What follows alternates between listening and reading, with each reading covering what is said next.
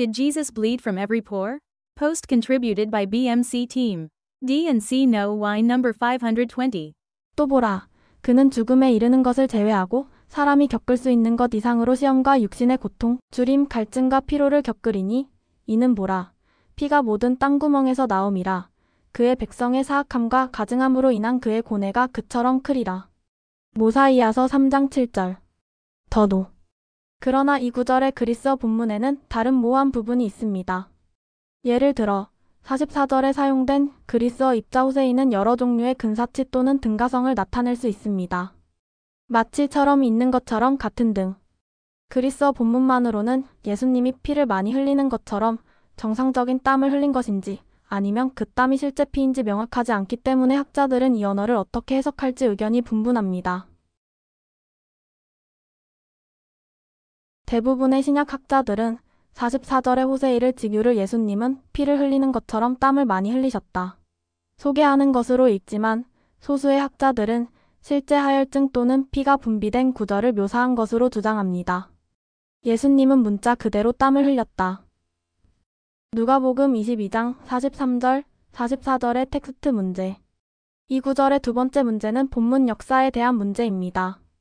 누가복음 22장 43절, 44절의 이미지는 분명 인상적이지만 성경학자들은 고대 사본의 증거를 바탕으로 누가복음에 대한 진위나 독창성의 의문을 제기했습니다.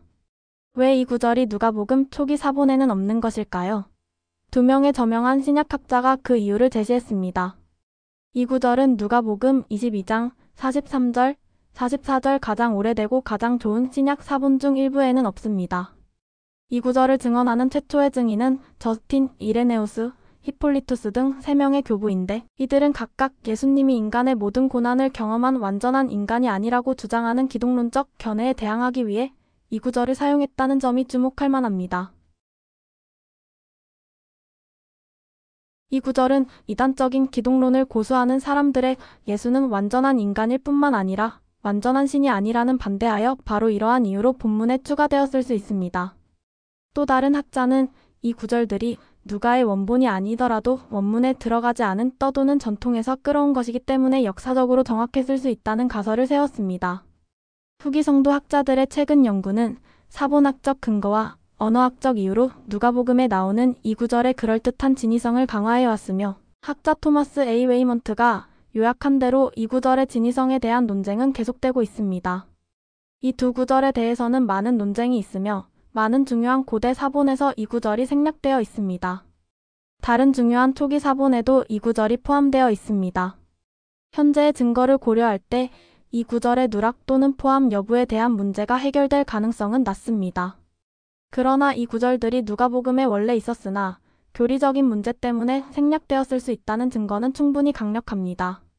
즉, 사본 증거와 고대 기독교 저술가들의 이해에만 근거하여 이 구절들이 누가복음의 원본인지의 문제는 현재로서는 완전히 해결될 수 없지만 의심스러운 본문 상태를 인식하면서 사실적 진위를 조심스럽게 받아들일 충분한 이유가 있습니다. 더 Y. 누가복음 22장 43절, 44절의 진위 여부와 예수님이 실제로 피를 흘렸는지 아니면 단순히 피를 흘리는 것처럼 땀을 흘렸는지에 관한 문제는 앞으로도 오랫동안 성경학자들 사이에서 논쟁의 여지가 남아있을 것입니다. 그러나 후기 성도들은 이 구절이 진짜인 동시에 실제 생리적 현상을 묘사하고 있다고 주장하는 추가 선구들이 있습니다. 몰몬경은 예수님이 모든 땅구멍에서 모사이아서 3장 7절 피를 흘리셨다고 분명히 묘사합니다. 교리와 성약에서도 예수님 자신이 그 고난은 만유 가운데 가장 큰 자 곧 하나님인 나 자신을 고통으로 말미암아 떨게 하였고 모든 구멍에서 피를 쏟게 하였으며 육체와 영이 모두 고난을 겪게 하여 내가 그 쓴 잔을 마시지 않고 물러서려 하게 하였느니라. 교리와 성약 19편 18절 극심한 고통을 당하셨다고 말씀하고 있습니다. 따라서 새롭게 게시된 성구는 위에서 설명한 누가복음에서 모호한 부분을 명확히 하는 데 도움이 됩니다.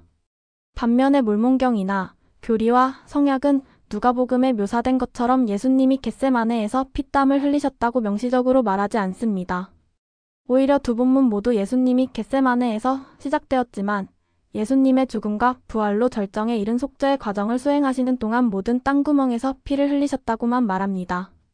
가장 격렬한 속죄의 피를 흘리신 것은 누가복음 22장 43절, 44절에서 겟세마네와 관련하여 언급된 예수님의 투쟁 또는 전투와 아고니아 가장 자주 연관되지만 모사이아서 3장과 교리와 성약 19장의 모든 땅구멍에서 흘린 피는 어떤 식으로든 예수님이 심한 채찍질과 폭력적인 십자가 처형 중에 겪은 잔인한 신체적 고통도 마태복음 27장 26절, 마가복음 15장 15절, 요한복음 19장 1절 포함될 수 있습니다.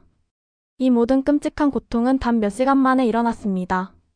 체포와 재판 과정에서 예수의 옷이 피로 얼룩졌다는 언급은 없지만 실제로 겟세마네에서 모든 땅구멍에서 자유롭게 피를 흘렸다면 이상하지만 위에서 살펴본 세 가지 주요 성경 구절은 예수님이 겟세마네에서 많은 피를 흘렸다고 말하고 있을 가능성이 가장 높아 보입니다. 분명한 것은 회복된 경전과 후기 선지자들이 신약 복음서와 함께 예수님께서 무한한 속죄 희생을 수행하시면서 상상할 수 없는 고통을 견디셨다고 증언했다는 사실입니다. 엘마서 7장 11절에서 13절, 교리와 성약 19편 18절, 122편 5절에서 8절. 제프리 R. 홀랜드 장로가 간증하듯이 구주께서는 전적으로, 처절하게, 절망적으로 혼자라는 고통과 감정에도 불구하고 승리하셨습니다. 예수님은 붙들었습니다. 예수님은 계속 밀고 나가셨습니다. 그분의 선하심은 완전한 고뇌의 상태에서도 믿음이 승리할 수 있게 해주었습니다. 그분이 살았던 신뢰는 하나님의 긍휼은 결코 결여되지 않으며 하나님은 언제나 신실하시며 결코 우리를 도망치거나 실망시키지 않으신다는 것을 그분께 말씀하셨습니다. 가장 큰 대가를 치렀을 때, 그리스도의 신실하신 결심이 완전히 무적일 만큼 분명해졌을 때 마침내 자비롭게도 끝났다고 말씀하셨습니다.